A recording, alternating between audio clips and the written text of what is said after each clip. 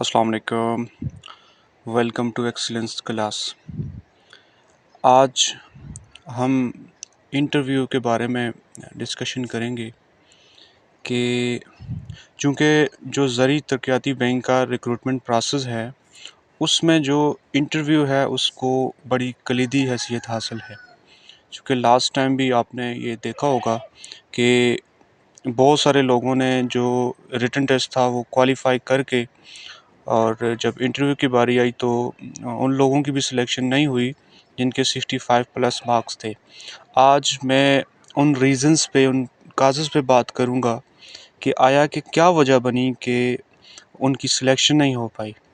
आज हम इसका कंप्लीट एनालिसिस करेंगे कि आया कि ज़री तरक्याती बैंक किस बुनियाद पे कैंडिडेट्स की सिलेक्शन करता है, जिसका रिक्रूटमेंट प्रोसेस बाकी जो कमीशन के टेस्ट हैं जैसे पब्लिक सर्विस कमीशन के जो अदारे हैं उनसे मुख्तलिफ है। सबसे पहले आपने एक बात याद रखनी है कि जब आप रिटन की तैयारी करेंगे तो आपने साथ ये बात माइंड में रखनी है कि आपका इंटरव्यू भी होना है। तो आपने जब एग्रीकल्चर का पोर्शन पढ़ना है तो उसको आपने ऐसे तैयार करना है कि जैसे जब आपसे कोई पूछे तो आप एग्रीकल्चर की बेसिक्स के बारे में बात कर सकें। अब हम इंटरव्यू की बात करते हैं। देखें, कोई भी इंटरव्यू हो तो उसमें जो सबसे इम्पोर्टेंट होता है वो आपका तारुफ होता है, आपका इंट्रोडक्शन। आप किस अंदाज में अपना इंट्रोडक्शन करवाते हैं। देखें, अक्सर सवाल होता है कि आप अपना तारुफ इंग्लिश में करवाएं या उर्दू में। तो मेरे मुताबिक चाहे इंग्लिश में करवाएं चाहे उर्दू में करवाएं, आपका जो अंदाज़ है आप कॉन्फिडेंट होने चाहिए। आपकी आवाज़ जो है ना इतनी होनी चाहिए कि जो पैनल में जो लोग बैठे हैं उनको जो है ना वहाँ तक आवाज़ पहुँचे और कॉन्फिडेंट आवाज़ हो आपकी। ठीक है। इंग्लिश में अगर आपने इंटरव्यू अपना इंट्रोडक्शन करवाना है तो आपने फिर थ्रू आउट इंग्लिश में बात करनी है। अब हम देखते हैं कि हमें इंटरव्यू में हमारे पास कौन सा वो बैकग्राउंड नॉलेज होना चाहिए जो हमें हेल्पफुल, जो हमारे लिए हेल्पफुल होगा।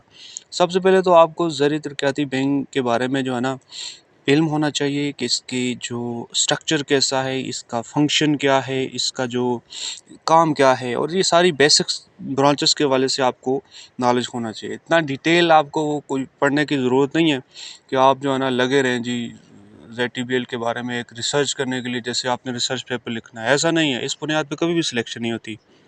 बहुत सारे लोग मैंने देखे हैं जो अपने सब्जेक्ट के मतलब पढ़ते ही रहते हैं, इंटरव्यू की तैयारी कर रहे हैं, जो बेसिक चीज़ें हैं उनको मिस कर देते हैं। मैं हम आज उन बेसिक जो है ना चीज़ों की तरफ, उन बेसिक्स जो है जो आपको आनी चाहिए, जिसका पता होना चाहिए, उसके बारे में बात करेंगे। सबसे पहले देखें, ये जॉब डिस्क्रिप्शन के बारे में आपको पता होना चाहिए। जैसे आपकी जो हायरिंग हो रही है MCUs की, तो ये बेसिकली फील्ड की जॉब है।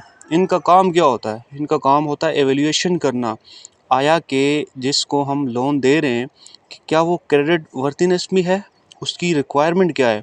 आपने क्योंकि लोन की डिस्बर्समेंट करनी है तो आपने ये देखना है कि आया कि वो इस काबिल है कि उसको डिस्बर्स किया जा सके। उसके बाद रिकवरी करना, रिकवरी भी जो है MCU की रिस्पॉन्सिबिलिटी होती है। इसी तरह रिकवरी के साथ प्रॉपर रिपोर्टिंग करना इस चीज़ की, क्या आया कि आपने कितने लोगों को लोन दिया। ये जो ब्रांच मैनेजर होता है उसको आप प्रॉपर रिपोर्टिंग करते हैं। तो ये बेसिकली था कि आपकी जॉब डिस्क्रिप्शन क्या है। अब जो सबसे इम्पोर्टेंट सवाल जहाँ पे जो आपकी जो ना अक्ल का इस्तेमाल होना चाहिए वो है जी, why do you want to join ZTBL। अब ये बड़ा रैशनल किस्म का सवाल है। अब यहाँ पे बड़े जो बच्चे कहते हैं हमने बड़े मार्क्स लिए हैं और हमारी सिलेक्शन नहीं हुई, तो मैं उनको बताता चलूँ कि असल में वो ये देख रहे होते हैं कि आपकी बात में कितना दम है, आपकी बात में कितनी लॉजिक है।